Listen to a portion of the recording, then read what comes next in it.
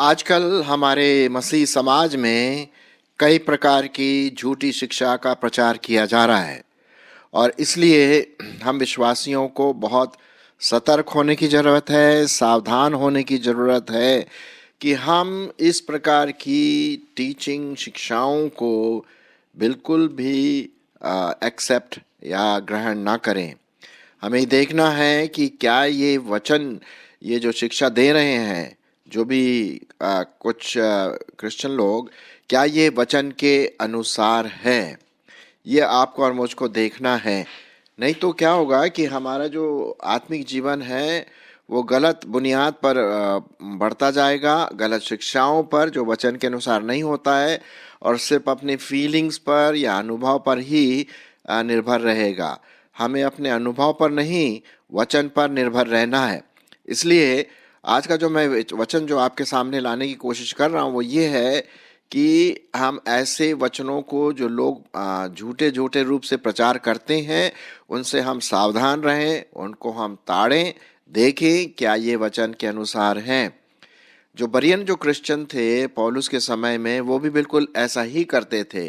जब भी कोई नई शिक्षा लेकर के आता था तो बरियन के जो क्रिश्चियन थे वो वचन में बार बार देखते थे कि ये जो नया व्यक्ति आ रहा है, वचन सिखा रहा है, क्या ये बाइबल के अनुसार है जो आपको और मुझे दिया गया है। सो आइए हम इस बातों को ध्यान में रखते हुए आज का जो हमारा डिवोशन है, आज का जो हमारा मनन है, उस पर हम ध्यान दें। और जैसे कि आप यहाँ पर देख रहे हैं, स्लाइड में लिखा हुआ है, इन्हें रोकें। और एक व्यक्ति वो हाथ बढ़ा करके इन शिक्षाओं को जो अलग अलग प्रकार से लोग आते हैं उनको रोकने की कोशिश कर रहा है। और आपको और मुझको भी इसे रोकने की ज़रूरत है। और बाइबल में हम इन बातों को भी देखेंगे। क्या ये शिक्षाएं जो हम देखते हैं यूट्यूब में और टीवी में, या कोई आकर के हमें बताता हमारे घर में, हर एक शिक्षाओं को ऐसा ग्रहण न करें। चलिए बाइबल इसके बारे में क्या कहती है मैं आपके लिए पढ़ूंगा। रोमियो उसका 16वां अध्याय 17 और 18 पद। रोमियो की पत्री उसका 16वां अध्याय 17 और 18 पद। यहाँ इस प्रकार से लिखा हुआ है। पौलुस लिखता है रोमियो की कलीसिया को, अब हे भाइयों, मैं तुमसे विनती करता हूँ कि जो लोग उस शिक्षा के विपरीत जो तुमने पाई है फूट डालने और ठोकर खिलाने का कारण होते हैं, उन्हें ताड़ लिया करो और उनसे दूर रहो, क्योंकि ऐसे लोग हमारे प्रभु यीशु मसीह की नहीं परंतु अपने पेट की सेवा करते हैं और चिकनी चुपड़ी बातों से सीधे साधे मन के लोगों को बहका देते हैं। बहुत ही साफ रीति से यहाँ पर परमेश्वर का वचन कहता है कि हमें ऐसे लोगों को ताड़ना है। अब कभी भी क्या होता है कि लोग आते हैं, बोलते हैं प्रेज द लॉर्ड ब्रदर, स्तुति हो, और ये वो जो शब्द वो इस्तेमाल करते हैं बड़े सुहावने लगते हैं सुनने में, और ऐसा लगता है भाई कोई अपने ही बंदा है, प्रभु का है। और जिस प्रकार से वो बातें इस्तेमाल करता है या करती है तो बड़ा अच्छा लगता है, और ऐसा लगता है कि ये भाई विश्वासी है, प्रभु को प्यार करने वाला है। लेकिन हमें होशियार रहना है कि कभी ऐसे ऐसे लोग जो भेड़िए के वेश में आकर के मसीहियों को तितर बितर कर देते, ऐसे हो रहा है, ऐसे हो रहा है। प्रभु यीशु मसीह के नाम में कई ऐसे प्रचारक उठ खड़े हुए हैं, हीलिंग करके, चंगाई के रूप में, प्रार्थनाओं का उत्तर करके, या फिर आपको जो भी मांगोगे वो मिल जाएगा, इस तरह की बातें सिखा सिखा करके लोगों को बहका रहे हैं। आपको और मुझको बहुत सतर्क रहने की ज़रूरत है कि हम इनके फंदों में ना पड़ें। तो हमेशा जब भी कोई वचन हमारे सामने रखता है तो हम देखें कि क्या ये परमेश्वर के वचन के आधार पर, या अपनी कोई कहानी किस्से को लगा करके फिर बाइबल से जोड़ रहा है। ऐसा नहीं होना चाहिए। चलिए और हम परमेश्वर के वचन को देख लेते हैं ताकि बड़े सफाई से हम इस पर ध्यान दे सकेंगे। दूसरा कुरिन्थियों उसका 6 अध्याय, दूसरा कुरिन्थियों उसका 6 अध्याय और उसका 14 से 17 में आपके लिए पढ़ूंगा। यहाँ इस प्रकार से लिखा हुआ है, अविश्वासियों के साथ असमान जुए में न जूतो, क्योंकि धार्मिकता और अधर्म का क्या मेल जोल, या ज्योति और अंधकार की क्या संगति, और मसीह का बलियाल के साथ क्या लगाव, या विश्वासी के साथ अविश्वासी का क्या नाता, मूर्तों के साथ परमेश्वर के मंदिर का क्या संबंध, क्योंकि हम तो जीवते परमेश्वर के मंदिर हैं। जैसा परमेश्वर ने कहा है, मैं उनमें बसूंगा और उनमें चला फिरा करूंगा, और मैं उनका परमेश्वर होऊंगा और वे मेरे लोग होंगे।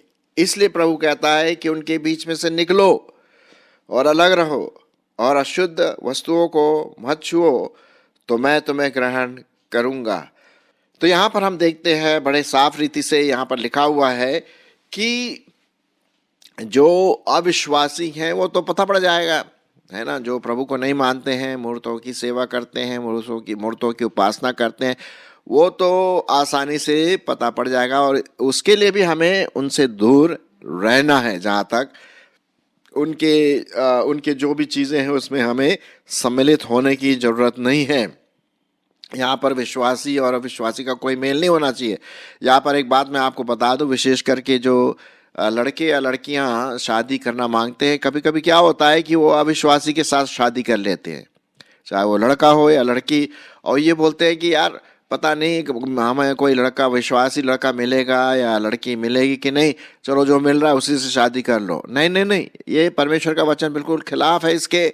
आप वेट करिए, परमेश्वर आपको सही व्यक्ति लाएगा विश्वासियों में ही से।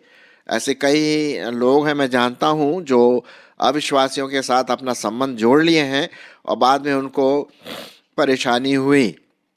सुलेमान जो परमेश्वर का सेवक था, उसने ऐसा ही किया, अविश्वासियों के साथ उसने मेल किया, और अविश्वासी जो उसकी पत्नियां थी, उसने परमेश्वर के प्रेम से सुलेमान को अलग कर दिया।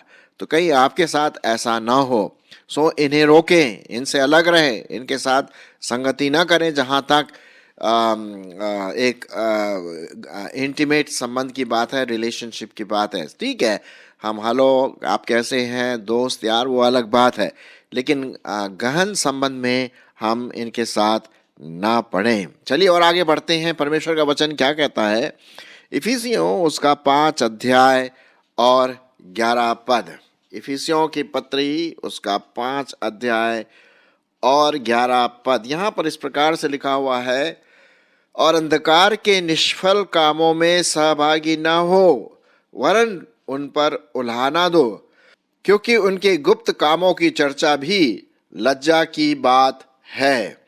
और जितने कामों पर उल्हाना दिया जाता है वे सब ज्योति से प्रकट होते हैं, क्योंकि जो कुछ सब कुछ को प्रकट करता है वह ज्योति है। इसलिए वो कहता है, हे सोने वालों जाग और मुर्दों में से जी उठ, तो मसीह की ज्योति तुझ पर चमकेगी। अंधकार के काम करने वाले जो विश्वासी हो या अविश्वासी हो, जो कई प्रकार की शिक्षाएं देते हैं बाइबल में से, लेकिन उनका जीवन बिल्कुल अलग प्रकार का होता है, हमें इन प्रकार की बातों से बिल्कुल अलग और परे रहना है। इन्हें रोके रहना है, इनको अपने जीवन में, अपने घर में इनका कोई भी स्वागत नहीं करना। ये परमेश्वर का वचन बहुत साफ रीति से यहाँ पर कहता है। दूसरा थेसलोनिकियों उसका 3 अध्याय, मैं और कुछ पदों को आपके सामने यहाँ पर पढ़ूंगा। दूसरा थेसलोनिकियों उसका 3 अध्याय और उसका 6 और 14 पद। यहाँ इस प्रकार से लिखा हुआ है, आप ध्यान से सुने जो मैं आपके सामने परमेश्वर का वचन पढ़ने की कोशिश कर रहा हूँ। हे भाइयों, हम तुम्हें अपने प्रभु यीशु मसीह के नाम से आज्ञा देते हैं कि हर एक ऐसे भाई से अलग रहो जो आलस्य में रहता है और जो शिक्षा तुमने हमसे पाई है उसके अनुसार नहीं चलता, नहीं करता, है ना। और उसके बाद फिर 14 पद भी देख लेते हैं इसी के साथ साथ। दूसरा थेसलोनिकियों उसका 3 अध्याय और 14 पद। यदि कोई हमारी इस पत्री की बात को न माने तो उस पर दृष्टि रखो और उसकी संगति ना करो जिससे वह लज्जित हो सके। तो अभी जैसे उसे बैरी मत समझो पर भाई जानकर चिताओ। तो यहाँ पर हम देखते हैं मेरे प्रियो कि बहुत साफ साफ रीति से यहाँ लिखा हुआ है कि अच्छा ऐसे कुछ विश्वासी हैं जो प्रभु को प्यार करते हैं, ऐसा बताते हैं कि हम विश्वासी हैं, प्रभु को प्यार करते हैं और उसकी आराधना करते हैं, लेकिन उनका जीवन वचन के अनुसार नहीं है। वो वचन के अनुसार नहीं चलते हैं, वो अपने ही पुराने ढर्रों में, खाने पीने में और उल्टे सीधे काम करने में, व्यभिचार में और तरह तरह के पाप में पड़े रहते हैं, आलस से रहते हैं, काम नहीं करते हैं। तो ऐसे लोगों से आपको परे रहना है, अलग रहना है। यहाँ पर ऐसा लिखा हुआ है मेरे प्रियो। ये बहुत ज़रूरी है कि आप इसको ध्यान से देखें कि ऐसे लोगों से हमें अलग रहने की ज़रूरत है, जो परमेश्वर का वचन बड़े साफ रीति से कहता है कि इन्हें रोकें। अब यहाँ पर लिखा हुआ है कि भाई इसका मतलब नहीं कि ऐसे विश्वासियों से बैर करें, नहीं, बैर मत करिए, लेकिन उनको चेतावनी दे सकते हैं बड़े प्रेम से, लेकिन उनके साथ संगति न करें। ऐसा परमेश्वर का वचन बड़े साफ रीति से यहाँ पर आपके लिए और मेरे लिए कहता है। पहला तिमोथी उसका 6 अध्याय 3 से 5, और हम आगे बढ़ेंगे। पहला तिमोथी उसका 6 अध्याय 3 से 5 पद क्या लिखा हुआ है? यदि कोई और ही प्रकार का उपदेश देता है और खरी बातों को, अर्थात हमारे प्रभु यीशु मसीह की बातों को और उस उपदेश को नहीं मानता जो भक्ति के अनुसार है, तो वह अभिमानी है और कुछ नहीं जानता, वरन उससे विवाद और शब्दों पर तर्क वितर्क करने का बड़ा रोग लगा हुआ है, जिनसे डाह और झगड़े और निंदा की बातें और बुरे बुरे संदेह होते हैं। और उन मनुष्यों में व्यर्थ रगड़े झगड़े उत्पन्न होते हैं, जिनकी बुद्धि बिगड़ गई है और वे सत्य से विहीन हो गए हैं, जो समझते हैं कि भक्ति लाभ का द्वार है। देखिए, तो ऐसे लोगों से भी दूर रहना है। यहाँ पर परमेश्वर का वचन बड़े साफ रीति से कहता है। पहला तिमोथी 6 और उसका 3 से 5, कोई और प्रकार का उपदेश देता है, खरी बातों को नहीं मानता है। अब देखिए होता क्या है, अगर हम किसी से खूब चिकनी चुपड़ी बातें करें तो सुनने वाले को भी बड़ा अच्छा लगेगा, बोलेगा हाँ हाँ हाँ हाँ।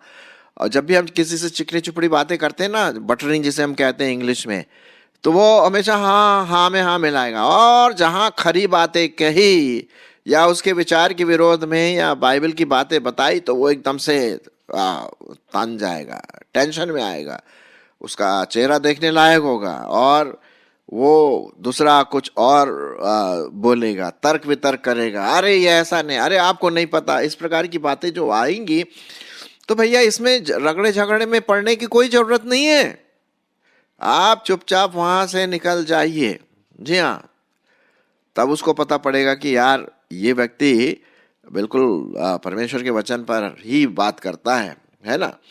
और ये लोग क्या है, अभिमानी हैं, कुछ नहीं जानते हैं, और इनको बस इस प्रकार के तर्क वितर्क करके रगड़े झगड़े शुरू करने का बड़ा आनंद आता है, व्यर्थ की बातें करने में। बहुत लिखा हुआ है कि उनकी बुद्धि क्या हो गई है, बिगड़ गई है, बिगड़ गई है। हाँ, तो ऐसे लोगों से बहुत बहुत होशियार रहना मेरे प्रियो, बहुत होशियार आपको और मुझको रहना। ये परमेश्वर का वचन बहुत साफ रीति से कहता है, क्योंकि आजकल यही हो रहा है। बहुत सारे ऐसे प्रचारक आ गए हैं जो उल्टे सीधे काम करके पैसे कमाने की तरकीबें हैं, ये करो वो करो, और वो परमेश्वर के वचन का प्रचार नहीं करते हैं, अपना प्रचार जरूर करते हैं। हाँ, अपना प्रचार जरूर करेंगे वो है, बड़े बड़े मंत्रियों के साथ पिक्चर खिंचवाएंगे और फिर कहीं लगा देंगे कि लोगों को पता पड़े यार कि हाँ यार बहुत देखो बड़ा भारी वो व्यक्ति है, देखो वो मंत्री के साथ इसका पिक्चर है और ये बड़ा भारी व्यक्ति है। होशियार रहिए, ये सब धोखाधड़ी वाली बातें हैं जो अपने आप को सामने रखने की कोशिश करते हैं। प्रभु यीशु मसीह को नहीं, अपने आप को सामने रखते हैं। इन्हें रोकें, इनकरेज ना करें। और जहां भी वचन के अनुसार बात नहीं आती तो वहां पर ये टोकें आप कि आप भाई साहब बहन जी आप जो बोल रहे हैं गलत है। तभी तो हम वचन के जो बुनियाद है उस पर हम खड़े रह सकते। यदि हम हाँ में हाँ मिलाते रहेंगे तो भैया हम भी उन्हीं के साथ फिसल जाएंगे, ये पक्की बात है। और ऐसे कई लोग हैं जो इस प्रकार से फिसल करके वचन को छोड़ करके चंगाई में ज़्यादा ध्यान दे दिया, प्रॉस्पेरिटी उसमें चले गए कि भाई जो कुछ तुम मांगोगे परमेश्वर तुम्हें देगा। और मतलब तरह तरह के जो अनुभव है, हमने ये सपना देखा वो सपना देखा, परमेश्वर ने मुझसे बातें की ड्रीम में। होशियार रहिए ऐसे लोगों से। मैं नहीं बोल रहा हूं कि परमेश्वर ड्रीम से बातें नहीं करता है, बिल्कुल करता है, लेकिन वो सब परमेश्वर के वचन के आधार पर ही होता है। अगर वो कुछ और अलग प्रकार की बातें करता है या करती है तो इसमें आपको और मुझको बहुत होशियार रहने की जरूरत है। परमेश्वर का वचन तो यही कहता है कि ऐसे लोगों से आपको और मुझको परे रहना है। जी हाँ, ताकि हम परमेश्वर की जो वचन है उस पर हम बने रहें। और मैं आपके लिए एक और पद पढ़ूंगा, दूसरा यूहन्ना उसका पहला अध्याय और 9 पद। दूसरा यूहन्ना उसका पहला अध्याय और 9 पद। जो कोई आगे बढ़ जाता है और मसीह की शिक्षा में बना नहीं रहता उसके पास परमेश्वर नहीं। बिल्कुल साफ लिखा हुआ है। जो कोई आगे बढ़ जाता है और मसीह की शिक्षा में बना नहीं रहता उसके पास परमेश्वर नहीं है। जो कोई उसकी शिक्षा में स्थिर रहता है उसके पास पिता भी है और पुत्र भी है। तो देखिए यहां पर बहुत साफ रीति से लिखा हुआ है। और यदि कोई तुम्हारे पास आए, 10वां पद, और यदि कोई तुम्हारे पास आए और यही शिक्षा ना दे, उसे ना तो घर में आने दो और ना नमस्कार करो। लो भाई, बहुत साफ रीति से यहां पर लिखा हुआ है। क्योंकि जो कोई ऐसे जन को नमस्कार करता है, 11वां पद, वह उसके बुरे कामों में सहभागी होता है। जी हाँ, कितना साफ लिखा हुआ है। मैं आपके लिए फिर से पढ़ देता हूं। दूसरा यूहन्ना उसका पहला अध्याय और 9 पद से 9, 10, 11। जो कोई आगे बढ़ जाता है और मसीह की शिक्षा में बना नहीं रहता उसके पास परमेश्वर नहीं। जो कोई उसकी शिक्षा में स्थिर रहता है उसके पास पिता भी है और पुत्र भी है। और यदि कोई तुम्हारे पास आए और यही शिक्षा ना दे तो उसे घर में तो आने ही मत दो और न नमस्कार करो। क्योंकि जो कोई ऐसे जन को नमस्कार करता है वह उसके बुरे कामों में सहभागी होता है। बहुत साफ रीति से लिखा हुआ मेरे प्रियो।